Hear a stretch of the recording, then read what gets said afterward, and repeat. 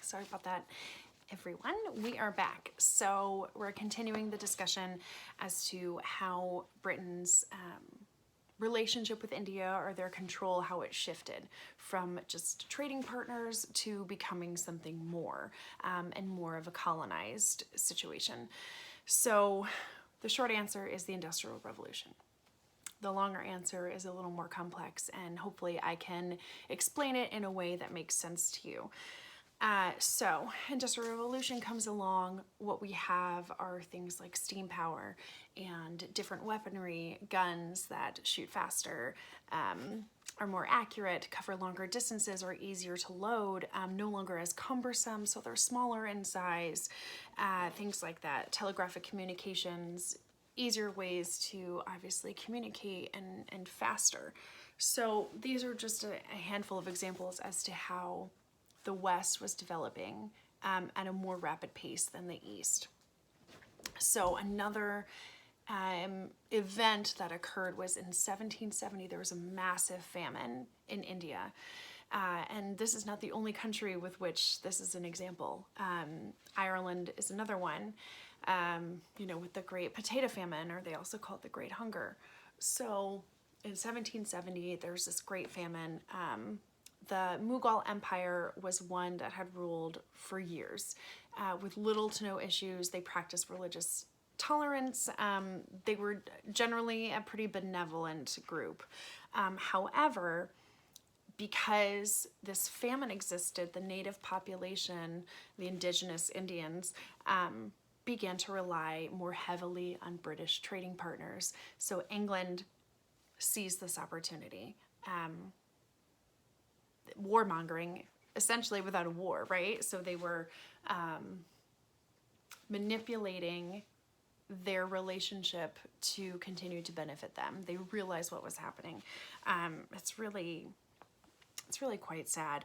In addition to that, there was several unsuccessful campaigns against different ruling groups within India. They were fighting over territorial disputes because people were hungry. They were starving and they were out of options. So all of these little events kind of like morphed into this larger situation with which Britain was able to take control. Like I said, religious tolerance was a huge part of the Mughal Empire's rule, but with that empire's decline, so too did the uneasy relationship between Muslims and Hindus kind of begin, at least in India. In other countries, we are aware that there's a significant amount of religious tension. That's putting it pretty succinctly, briefly, but you get the idea. So war erupted within India. Britain largely stayed on the sidelines, pretty much watching this all unfold, waiting for the moment to strike. The British government did step in, but only when their trading routes and their trading empires were compromised. So there was a brief battle where the British assisted a particular group of native Indians in Bengal, the capital of a northern part of India, and also the richest, of course. And with assisting the Indians in that battle, they now became a contender for controlling this northern part of India. So a longer answer in terms of how the British agenda in India changed in a relatively short amount of time. So in addition to gaining control in India, now what starts to happen is the British start to engage in policy control. The first one was issued in 1773, the Regulating Act, which established a governor general in Bengal, meaning they were just like, hey, we're gonna take over now. Surprise, surprise. So it was no longer attractive to individuals who previously had invested in the company to kind of like sit this one out. they now wanted to come in, strike it rich, and use the backs of native Bengalis. So again, like we mentioned, the folks initially who came over, who helped establish some of these more like physical labor scenarios were indentured servants, right? So they began using native Indians as indentured servants, which in this case in particular is really just slaves. 1784, the Pitt's India Act gave the crown the power, this is a direct quote from this act, of guiding the politics of India and establishing the structure of governmental control of Indian affairs. I mean, it's like shockingly disgusting what's happening here. So again, Britain kept creeping into India. Their footholds, their grasp became even greater than it was. They began to saw the poorer parts of India. They looked at the native population as primitive, untutored vagrants who had animalistic beliefs, behaviors.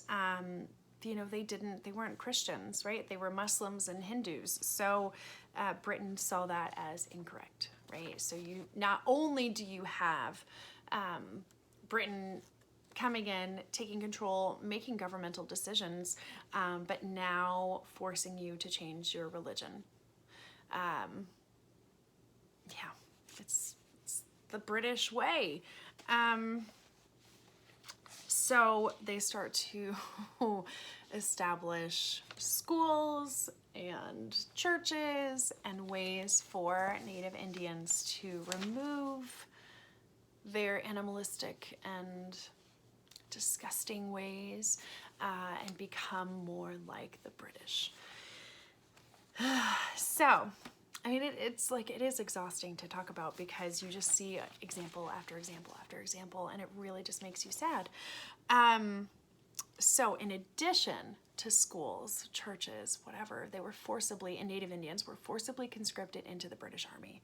This is most interesting for several reasons. Number one, they're now forced to fight for their oppressors. And number two, we'll get into this actually after this next little bit. So they were forcibly conscripted. If they refused, then they were sent into indentured servitude.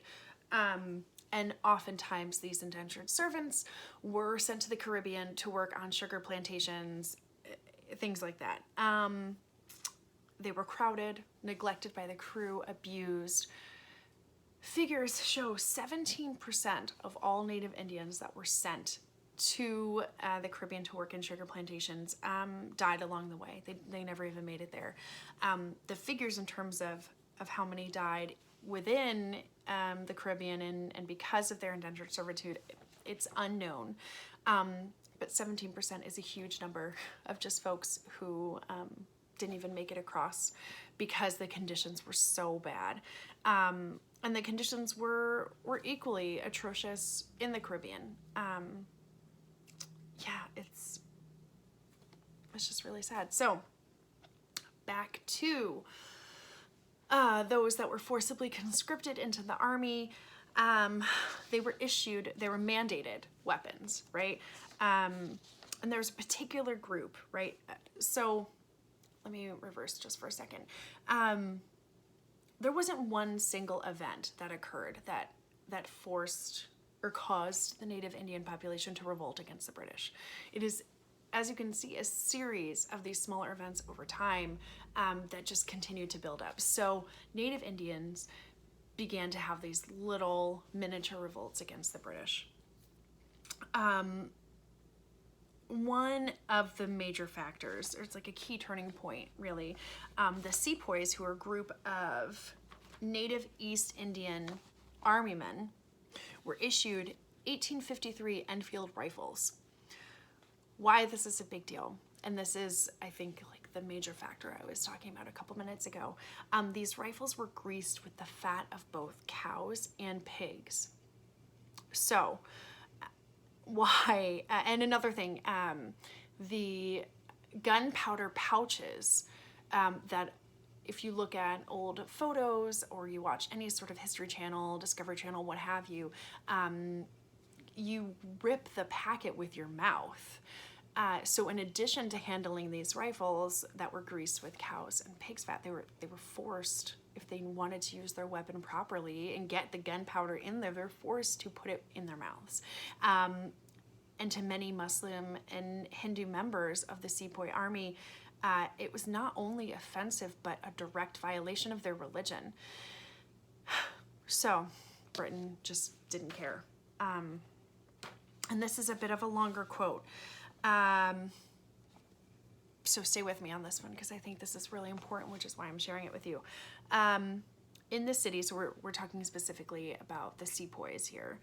In this city, the British troops killed innocent people, including women and children, and burned their homes. Whoever came in their way was killed instantly. The British soldiers started looting, plundering, and demanding money. However, after gorging money, they put to the sword Hindus and Muslims indiscriminately, but later they only fell upon the Muslims. The Sikh soldiers, out of revenge, killed Muslim youths under the eyes of their parents, and within a short time, they disposed of most of them. That's genocide. The worst affected were the elites of the Kuchai Chalan, who were a native group, of whom 1,400 persons were dragged to the nearest Jamana River, where they were gunned down by the order of the British commander and their bodies thrown in the river. The soldiers looted and plundered the homes of these helpless people. They took the heads of the male members of the family, put them on their ships, dragged women and children to the camp, where soldiers were ordered to select big fishes among the women and the children and kick the rest of the Muslims out of the city. It was an exodus in which thousands of starving men, women, and children were roaming barefoot for shelter in vain.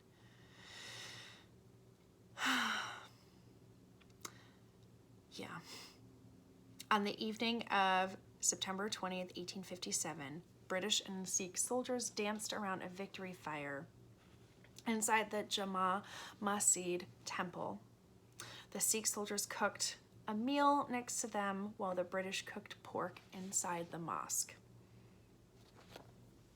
This is in retaliation for the Sepoys rebelling. I know that this is a lot, and I know that it's confusing with all of these terms and these particular tribal groups within India, but the basics, I'm sure you can grasp. The rebellion was crushed in 1858. As Britain brought more troops into India, they seized complete control now. Indians' welfare was directly related to the welfare of England. What was good for England was good for India. Britain remained in control of India until 1947, when India was granted her independence. But they're still a member of the Commonwealth. There's still massive ties.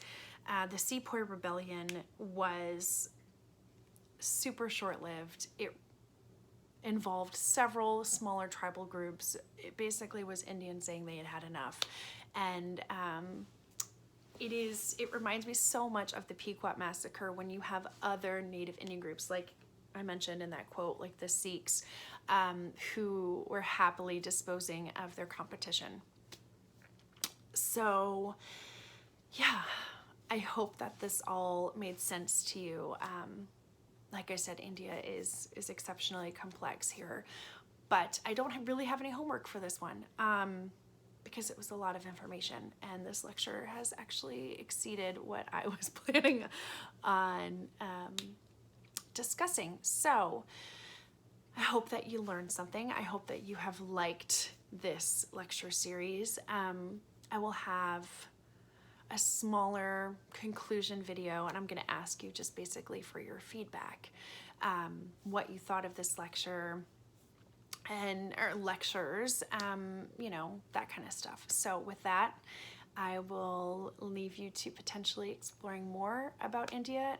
Something that is actually really fascinating to research is cricket, the sport, the game of cricket, and how that impacted and ultimately led to Native Indians becoming more British. How it led them to lose their cultural heritage, and cricket being used as a mechanism for colonization. In Philadelphia, there's actually a cricket library that is kind of devoted to this subject of the game and how it has transformed different groups of folks throughout time.